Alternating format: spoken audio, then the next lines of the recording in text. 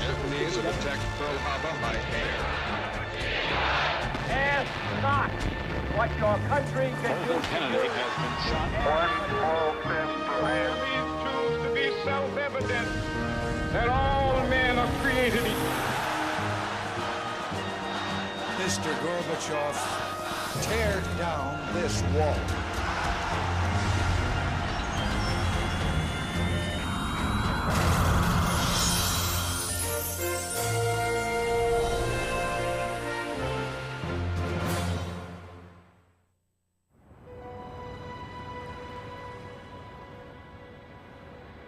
In the summer of 1936, the city of Berlin had put on its best face as host of the Olympic Games.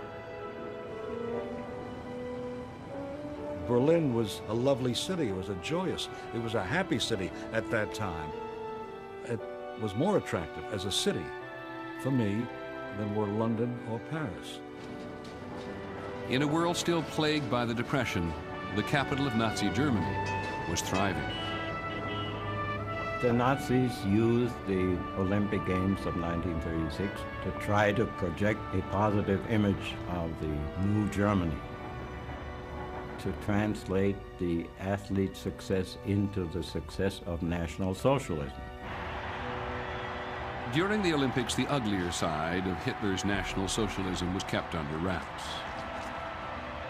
There was no outward sign of anti-Semitism. There were no signs that were reported later on, of course. Jews and dogs forbidden. I never saw that sign during the Games. But the glittering surface of the international Olympic spirit could not completely obscure a darker reality. Hands over to Glickman. Marty Glickman and Sam Stoller were members of the American relay team.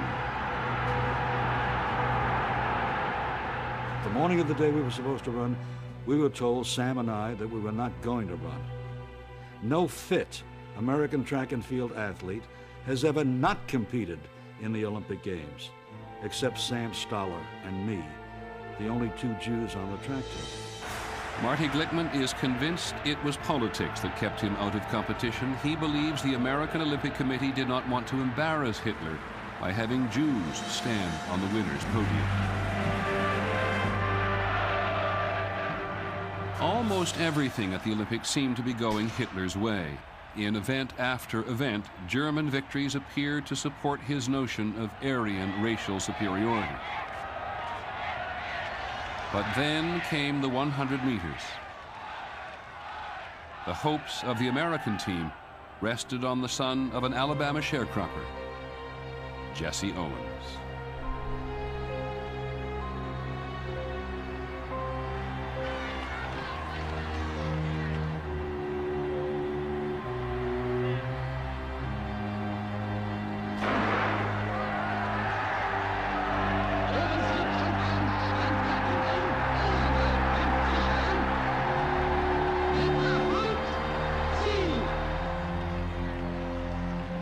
I was standing 10 yards behind Hitler.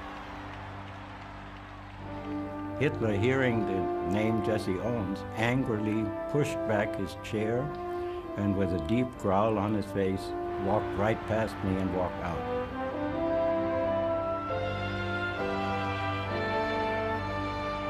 In that tense summer of 1936, Owens went on to win 4 gold medals. The competition was grand, and we're very glad to come out on top. Thank you very kindly.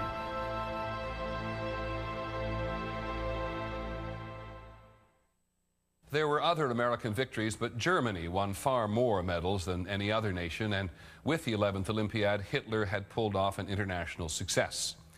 For the rest of the decade, it was not his athletes, but his soldiers who challenged the world. As Hitler, with ever greater boldness, threatened his neighbors, the rest of Europe and Britain stood by incredulous. America, safe on the other side of the ocean, was still worried about the Depression.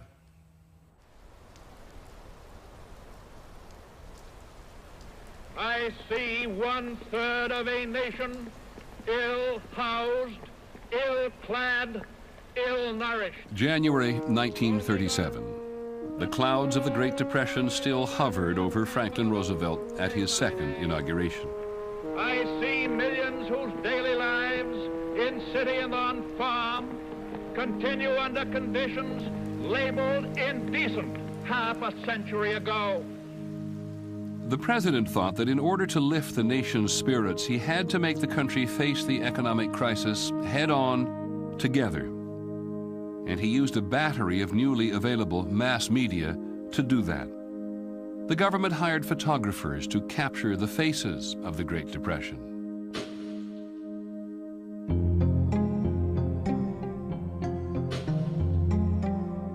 No other government has ever done this. Carl Meidens, just 28 at the time, was among those who set out with their cameras. The 35-millimeter camera became the heart of the new age of photography. That is, the new age of photojournalism. What moved me greatly was their spirit. They simply were proud of the fact that they could live in the circumstances and still be solid citizens. We photographers were pretty skillful. One could not look at those pictures about what was happening in the country and not be affected by them. These photographs were all over the new magazines, Life chief among them. I can remember as a kid running home from school on the day that Life came to get that copy before my brothers got home and take it to my room so I could look at it first. It was as if the whole world was opening up in those pictures. And that magazine changed the way we saw the world.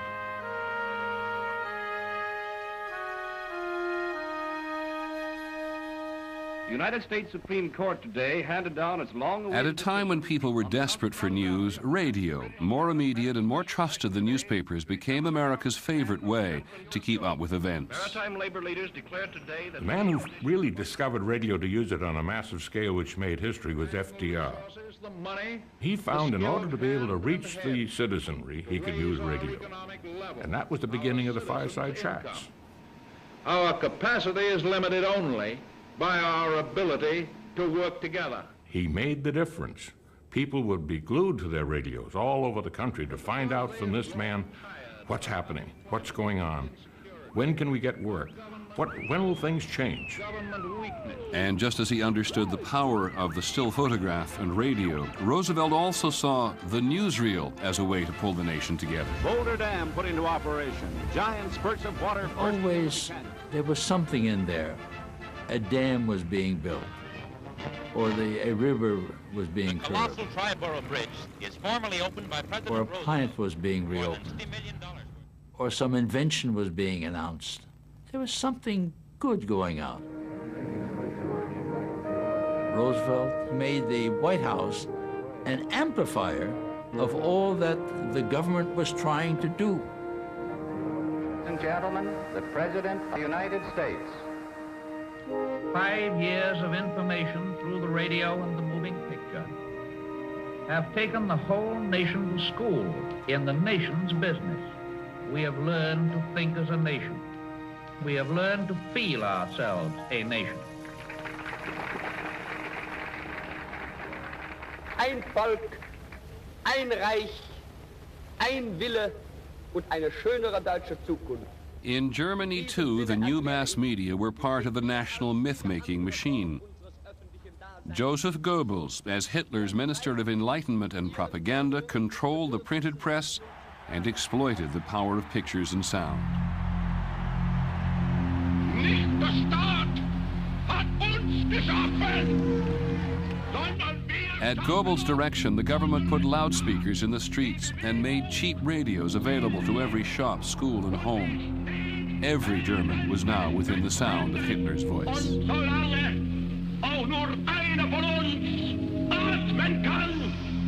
To have a real radio now, that was fantastic. Every day there were political programs or so, and I learned a lot from the radio. I thought it was great, but father thought it was one of the main weapons now of brainwash. Propaganda films promoted a glorious Germanic world of tomorrow.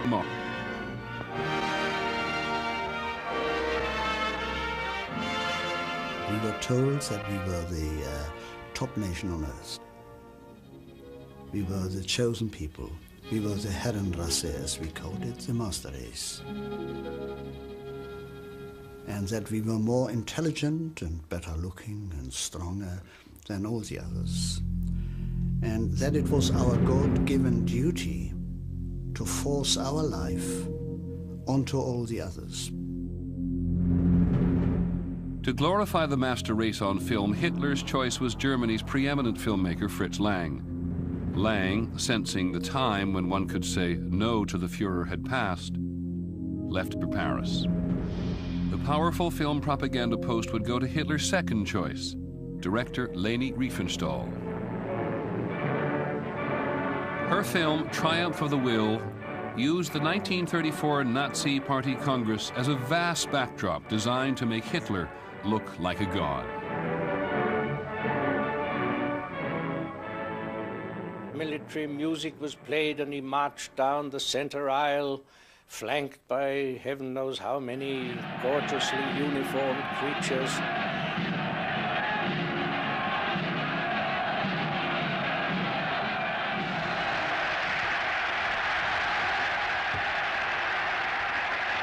And then he would go behind the lectern, standing there, silent, waiting, until the tension rose.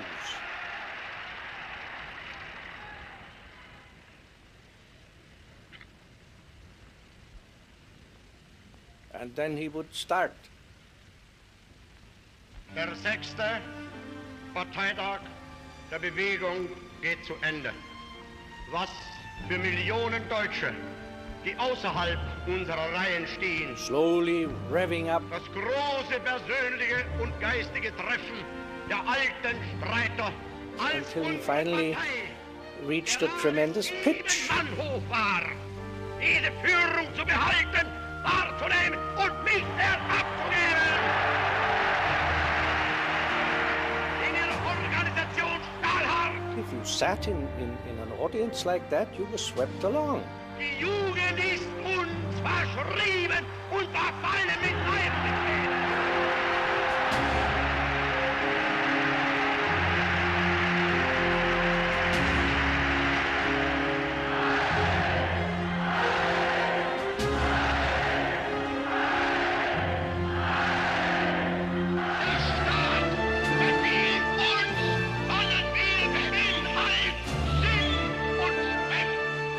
Never before had mass communication been more effective. Never before had it been used with more sinister intent.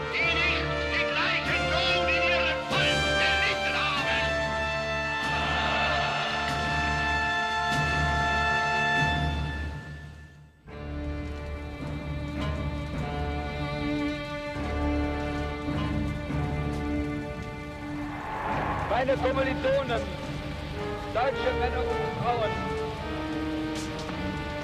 das Zeitalter eines überspitzten jüdischen Intellektualismus ist nun zu Ende. Only 4 months after Hitler came to power, bonfires burned in the streets of German cities. The flames were fed with books by Thomas Mann, Albert Einstein, Helen Keller, Sigmund Freud, and other authors who were deemed subversive to the German people. Wir sind die geistige Grundlage der Novemberrepublik zu Boden. Democracy in Germany was dead. Aber aus diesen Trümmern Hitler's own book, Mein Kampf, My Struggle, was now the blueprint for Germany's future. In the new Germany, Nazi party thugs, the paramilitary brown shirts, would patrol the streets to root out and arrest anyone who stood in Hitler's way. Thousands of political opponents were sent to hundreds of concentration camps. The first was near the German village of Dachau. Everyone knew that you could be sent to such a camp without due process of law. We had a verse that was widely recited, Lieber Gott, mach mich stumm, dass ich nicht nach Dachau komm. Dear God, strike me dumb so that I won't be sent to Dachau. In the new Germany, everyone was classified by race.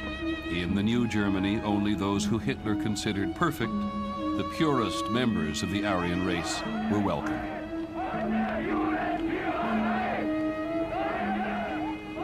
The main undesirable group were the Jewish people, the Jews. We were being told that the Jews, they are behind everything which is bad in Germany. There was a lot of propaganda against the Jews. There were no longer any normal newspapers. Most of them were Nazi. You saw headlines, the Jews are criminals, the Jews are vermin, they must be killed, they must be ousted. Hitler had declared in Mein Kampf that Jews weakened the German master race. Well, of course, we talked about race in school, and the superior races, the non-superior, the degenerate races. And the teacher had some calipers to measure the width of your eyes and your nose and so on, the head. In our classroom, we had a poster. The head shapes from the sides. The Aryans, of course, they looked good from the sides, they looked good from the front. They were blonde and they were blue-eyed. And when I was about 14 years old, my hair began to darken. And I sometimes was worried that I didn't look like a proper Aryan anymore, because my hair was not really blonde anymore. And also, my nose is a little bit hooked, as you might probably see. I sometimes then looked in the mirror, had another mirror here, and I was frightened that somebody should think that I had some Jewish connections. 2 years after they came to power, they came out with the Nuremberg racial laws, which separated the Jews from the German people. We were not allowed to go swimming with the other children. We were not allowed to play with the other children. We were not allowed to go on excursions with the other children, and so on. Jews were stripped of their citizenship. Their businesses boycotted. They were forbidden to marry or have sexual relations with Aryans. Any trace of Jewish ancestry meant immediate banishment from all civil service jobs. I was classified a quarter Jew, a Mongol of the second degree. I was dismissed from the public service. All I had achieved through examinations, through studying and other efforts to establish myself in life, all that was by a stroke of the pen cut off. Hitler had made his vision for his people a reality, and he planned to force that vision far beyond Germany's borders. And I remember when I was a guest with my mother at the Berchtesgaden, you could see on a clear day, you could see Salzburg. And he pointed out to me, he said, "You see that there, boy? That's Salzburg. That is in my homeland of Austria. And one of these days, I'm going to see to it that that will join with Germany." On March the 12th, 1938, Hitler made good on his plan. Americans heard it first from NBC's Max Jordan. Ladies and gentlemen, at the Austrian frontier town of Linz, an endless stream of German soldiers is pouring into Austria. It was astonishing. The takeover of a country broadcast live on radio. The cheers are for Chancellor Adolf Hitler, returning to his homeland for the first time in almost 25 years. Carla Stept lived in the Austrian capital, Vienna. She was 20 years old and a Jew. It was my home. So when suddenly the Germans marched into Austria, where they were welcomed with open arms, the world ended for me.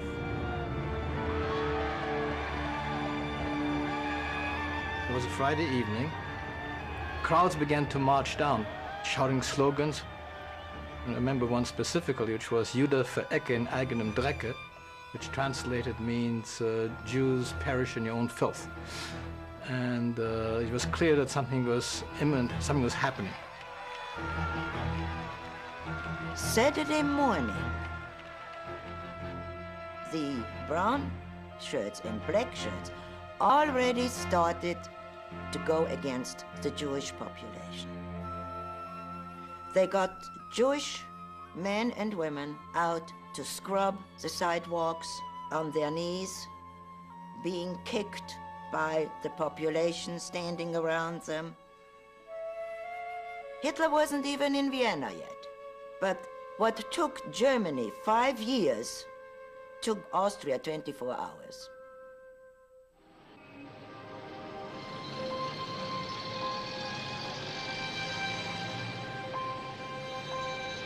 In the spring of 1938, few Americans could avoid the news of Hitler in Germany. The parade through Berlin's Tiergarten shows that once again Germany has a real army. That would mean war. When will Nazi aggression end? The democratic nations draw together against Suddenly, as if in warning to the rest of Europe, Hitler orders all Germany to mobilize at its full war strength. 1.5 million. Growing anxieties over the increasing power of the Third Reich turned a heavyweight boxing match in June 1938 into an international showdown. In one corner of the ring would be Hitler's pride and joy, Max Schmeling. In the other, the American champion, Joe Louis. Joe symbolized not only the fight against discrimination, but the struggle against fascism at a time when the entire world was talking about Hitler and Mussolini, anti-Semitism. Under the ring, Max going around him. Joe Louis led quick with two straight lefts to the chin. There was tremendous tension. A left to the jaw, a right to the head, and Donovan is watching carefully. I was glued to the radio. Louis measures him, right to the body, a left hook to the jaw, and Schmeling is down. We just exploded, shouted, wow! The count is 5, 6. The men are in the ring. The fight is over. Max Schmeling is beaten in one round. People shouted out of their windows, Joe won, all up and down the neighborhood. And still champion, Joe Louis! We won. It was a victory. And we needed victories very badly at the time. When 21-year-old Milt Wolf heard the news about Joe Louis, Wolf was already fighting against Hitler in the Spanish Civil War. In that war, Nazi Germany was supporting Francisco Franco's fascist rebels who were about to overthrow Spain's freely elected government. I was a kid in Brooklyn, okay, and I was caught up in this whole bit of the war in Spain. For myself, it was a commitment to a struggle against fascism. Milt Wolf joined 2,800 American volunteers in the Abraham Lincoln Brigade. In defiance of American neutrality, they went to defend democracy in what was widely seen as a dress rehearsal for the greater battle with Hitler. So these were guys who were essentially coming off the street. Most of them had no military training at all. And up to the front they went.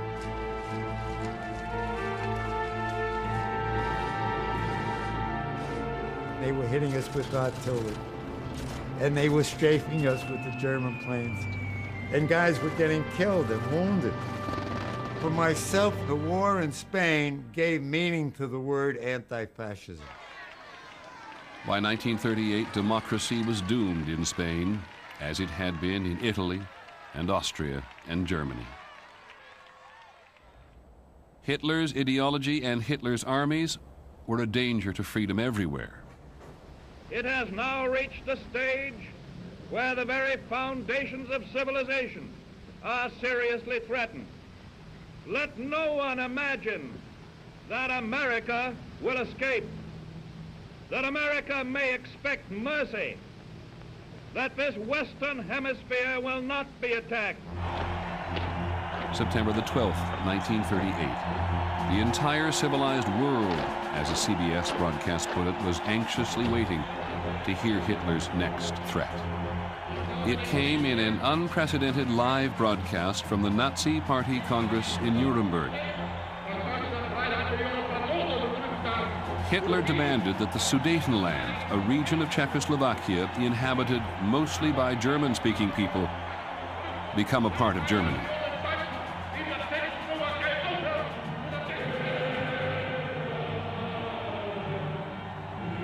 The Columbia Broadcasting System has brought its listeners the address by Adolf Hitler. At this time, we present H.B. Kosenborg. Good afternoon, everybody. Adolf Hitler has spoken, and the world has listened. The world has listened because it feared that this speech might mean war. The British Prime Minister, Neville Chamberlain, who'd never been on an aeroplane before, flew to Germany twice within 10 days to seek a peaceful settlement. Just to see on the newsreel screen Chamberlain coming there with his umbrella, it's unthinkable to a German mind. Hitler with an umbrella, you know, you laugh when you think about that. We thought they were weak. Chamberlain failed. Hitler refused to withdraw his demands. The Sudetenland would be his one way or the other. War now seemed inevitable. In Britain, nervous citizens began to build bomb shelters. In France, army reserves were called up. And then, only 24 hours before Hitler's promised invasion of Czechoslovakia, Prime Minister Chamberlain once again flew to Germany. At a meeting in Munich with Hitler and Italy's Benito Mussolini, Chamberlain abandoned the Sudetenland to Germany in return for what he called peace in our time. Hitler gave his word that there would be no more territorial claims. Chamberlain flew home to a hero's welcome from a Britain anxious to avoid another conflict after the devastating slaughter of World War I only 20 years earlier. And here is the paper which bears his name upon it as well as mine. As symbolic of the desire of our two peoples never to go to war with one another again.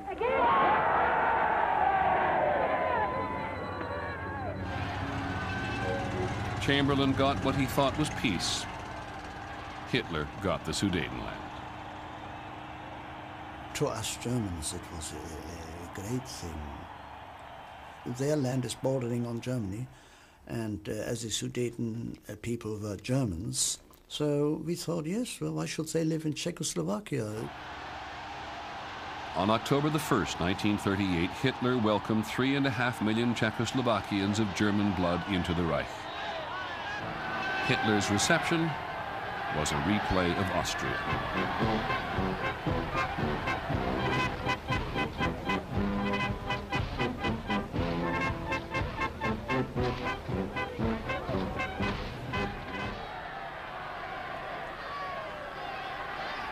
As Hitler was being cheered in the Sudetenland, the Nazis' campaign against German Jews was intensifying, very much aided by an incident in Paris.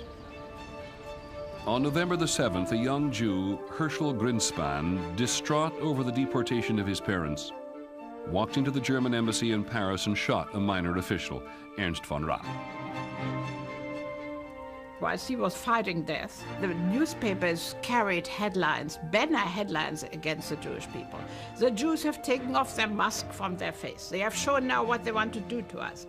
It was dreadful. We said, if only this man does not die. But of course he died.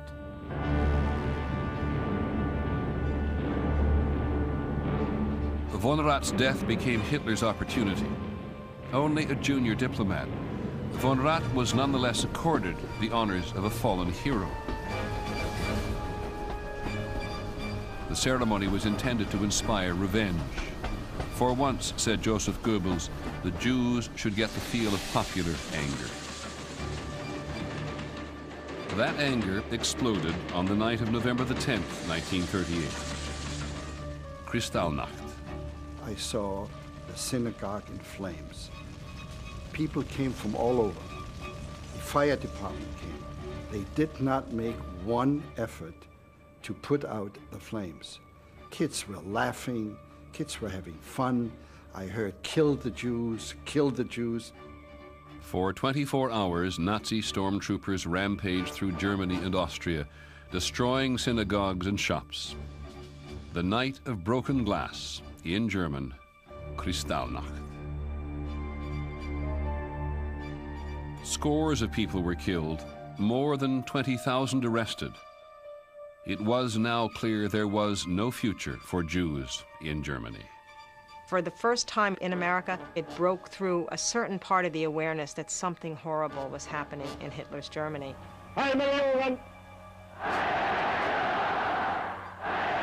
Roosevelt himself said he just was incomprehensible to imagine that such a thing could happen in the 20th century. And still people felt, we've seen what happened when we get involved in Europe's wars. This is Europe's problem. Adolf Hitler und dafür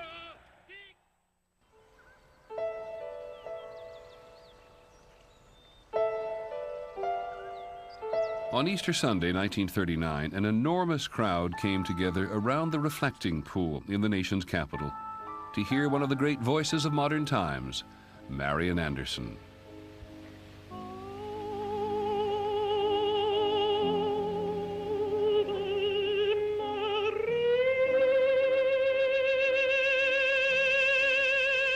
Because she was a Negro, Anderson had been barred from performing at Constitution Hall by the Daughters of the American Revolution.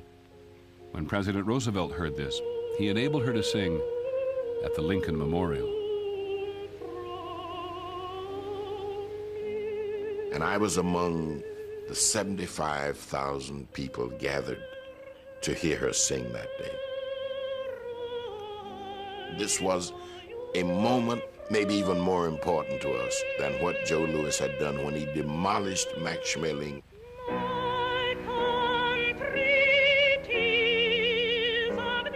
And we stood there and we listened, and tears ran down our faces. It was a part of America's statement in Hitler's face about what we truly thought about black people.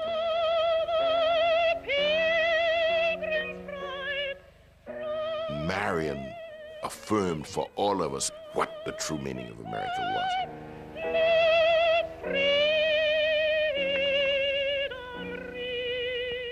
That powerful symbol of racial justice gave hope to Europe's Jews. Hope that despite strict quotas limiting immigration, America would provide a haven from the terror of Adolf Hitler. My mother desperately tried to get out of Austria, and because of the quota system, there were obvious difficulties and could not gain entrance to the United States. And one possibility was to get entrance to Cuba. Fred Reich's family joined more than 900 Jewish refugees on board the steamship St. Louis, bound for Cuba. But at Havana, Cuban officials refused to let them land.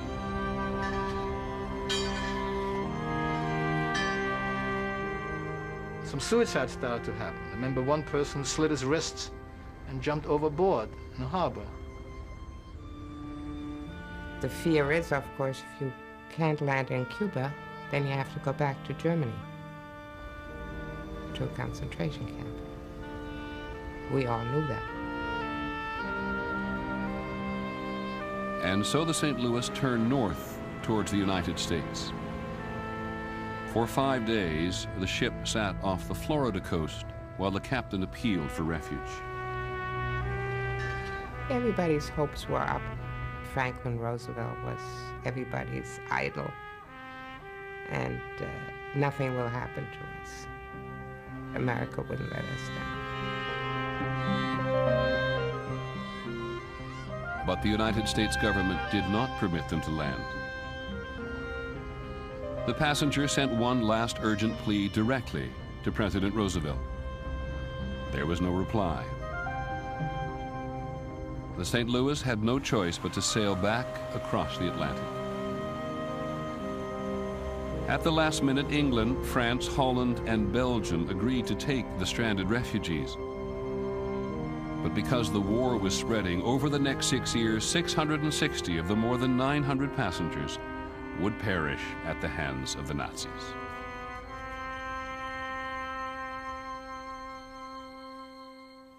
President Roosevelt was sympathetic to the plight of the refugees, but with the United States Congress in an isolationist frame of mind, he felt he could not spend political capital saving a small number of Jews when all of Europe needed help against Hitler. Roosevelt believed that the only way to stop Nazi aggression and keep America insulated from Europe's troubles was to arm Britain and France. It was not a popular idea in a country that was officially neutral. In March 1939, 6 months after the Munich Agreement, which Neville Chamberlain thought Hitler would honor, Hitler broke his promise not to make any territorial claims and took all of Czechoslovakia. And still, most Americans wanted to leave the Europeans to deal with their own crisis.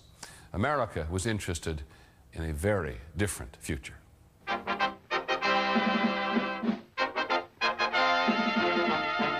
Sound the brass, roll the drum. To the world of tomorrow we come. In the summer of 1939, New York was home to the World's Fair. It was called the World of Tomorrow. Here we come, young and old. Visitors got their first look at television.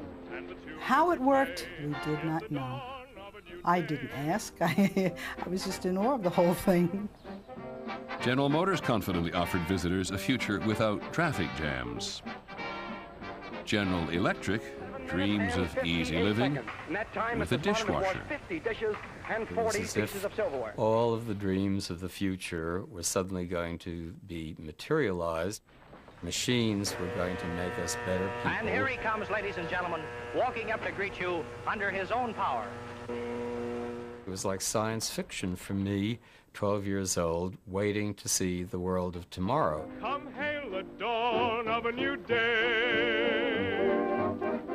The flags of 60 nations flew over the fair. Only one major power was absent. Germany had been invited, but Hitler had declined. He had his own plan for the world of tomorrow. On the last day of August, visitors were enjoying another festive evening at the fair. As we were approaching the Polish pavilion, the lights went out. And we didn't know whether it was an electrical problem or what, because the rest of the fair was still lit. All of a sudden, a loudspeaker went on, and they had announced that Germany had just marched into Poland. Suddenly, the world of tomorrow had lost its bright promise. And here is the United Press flash from Warsaw, which says officially that German planes have bombed railway stations in 3 Polish towns.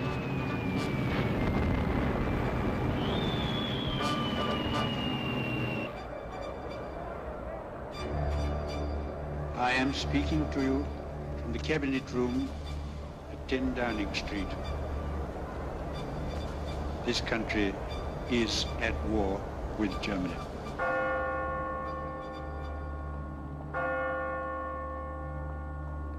I remember the broadcaster in London saying, and I'll never forget that sentence he used, "Tonight the lights are going out all over Europe and no one knows when they'll ever come back on."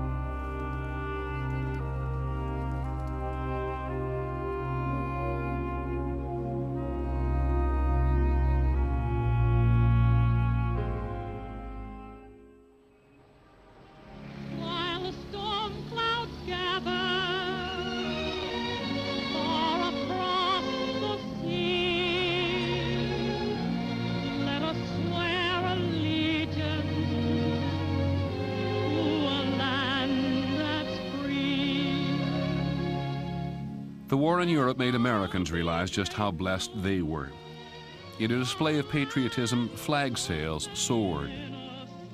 And a song by famous Jewish immigrant Irving Berlin went to the top of the hit parade.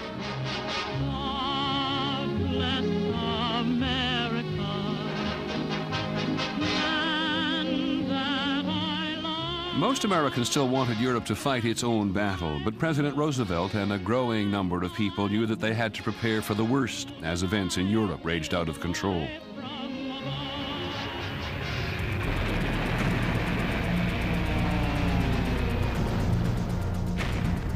In the spring of 1940, Hitler turned his blitzkrieg, his lightning war, against the countries of Western Europe.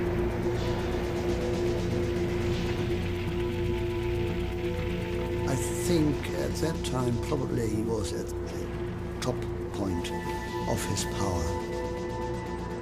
6 weeks to beat Poland in 18 days, to occupy Norway and Denmark, to beat Holland in 5 days and Belgium in 17 days. I think those who doubted him, they then thought, oh, that man is just superb, he wins everything. And then France fell in just 6 weeks. On June the 14th, German troops entered Paris.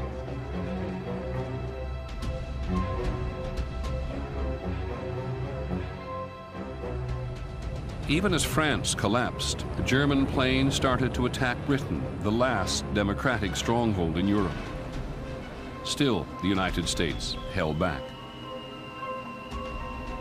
President Roosevelt was able to help America's battered English ally with a program to lend and lease them arms. We shall send you in ever-increasing numbers, ships, planes, tanks, guns. That is our purpose and our pledge. But as a beleaguered Britain became freedom's last holdout in Europe, full American involvement became increasingly inevitable. In December of 1940, the first peacetime draft in American history began. America's armed forces were in woeful shape. The U.S. Army had under 200,000 men, fewer than Holland or Portugal. I remember even running around with sticks for rifles, and we used old tomato cans from the mess hall. They got Campbell's soup cans, and they'd put gravel in them, and they'd rattle, and then we'd throw them as far as we could throw them, and that's learning how to throw a grenade. I was in ROTC. I was studying to be an officer in the American Army. And I would look at that German war machine, and it put cold chills up and down my back. And I used to say to myself, you mean to tell me we've got to go up against those guys? It wasn't a very pretty picture.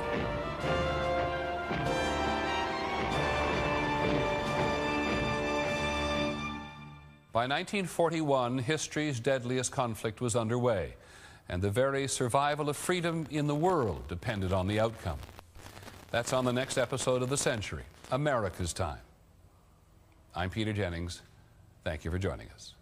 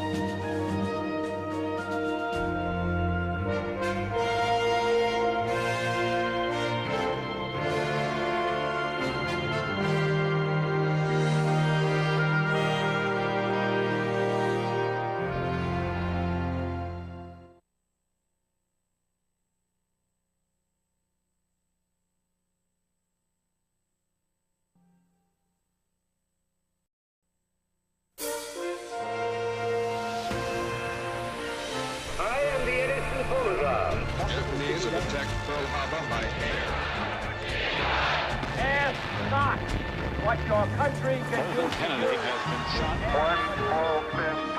These truths to be self-evident that all men are created equal. Mr. Gorbachev, tear down this wall.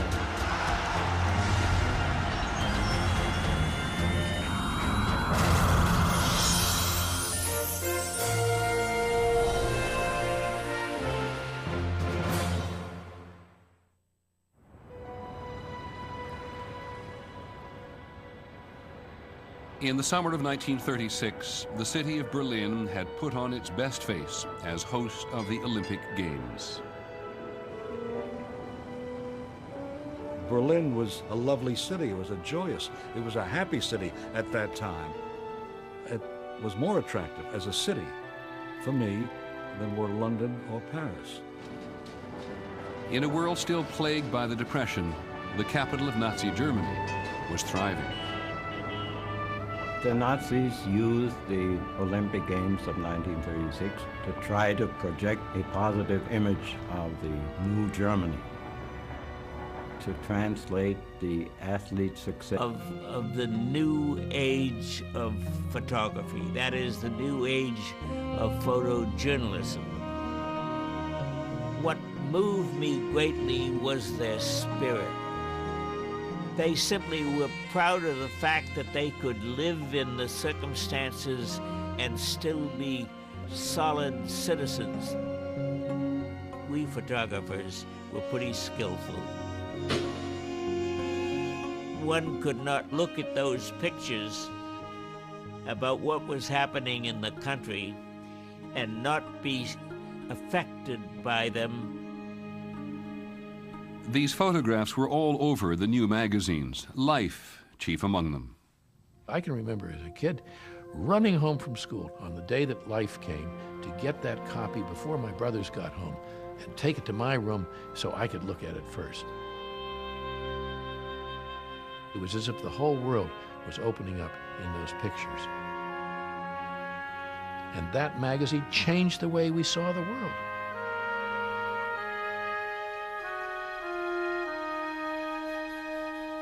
The United States Supreme Court today handed down its long-awaited... At a time when people were desperate for news, radio, more immediate and more trusted than newspapers, became America's favorite way to keep up with events. Maritime labor leaders declared today that... The man who really discovered radio to use it on a massive scale which made history was FD. Into the success of National Socialism.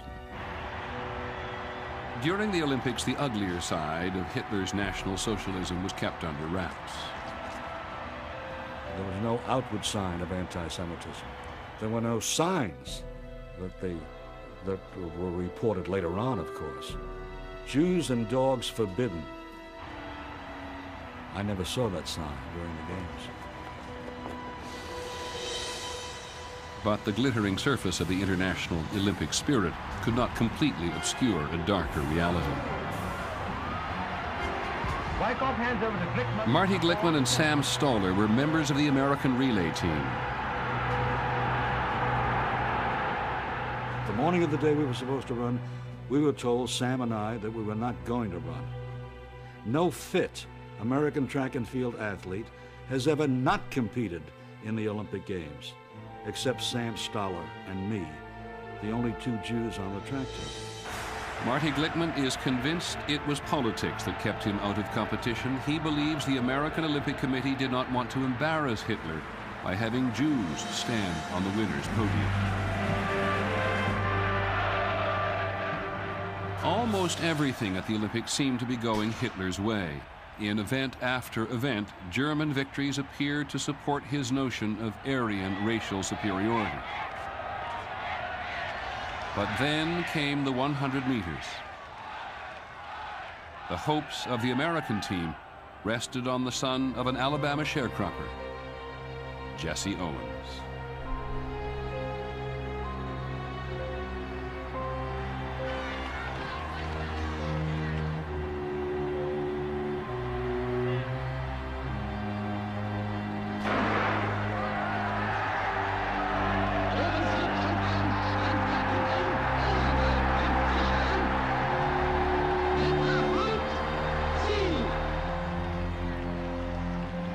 I was standing 10 yards behind Hitler. Hitler, hearing the name Jesse Owens, angrily pushed back his chair and with a deep growl on his face, walked right past me and walked out.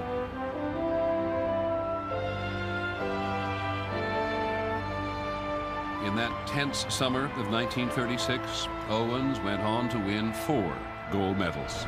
The competition was grand, and we're very glad to come out on top. Thank you very kindly.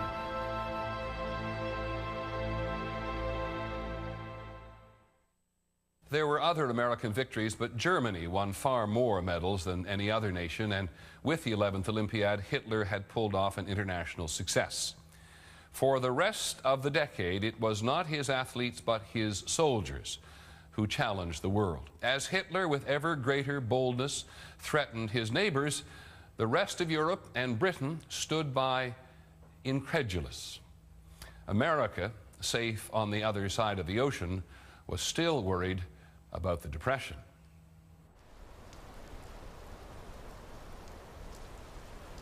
I see 1/3 of a nation ill-housed, ill-clad, ill-nourished. January 1937. The clouds of the Great Depression still hovered over Franklin Roosevelt at his second inauguration. I see millions whose daily lives in city and on farm continue under conditions labeled indecent half a century ago. The president thought that in order to lift the nation's spirits, he had to make the country face the economic crisis head-on, together.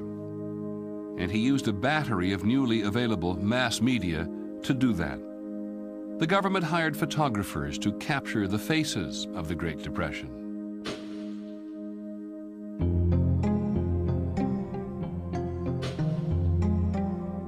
No other government has ever done this. Carl Meidens, just 28 at the time, was among those who set out with their cameras. The 35mm camera became the heart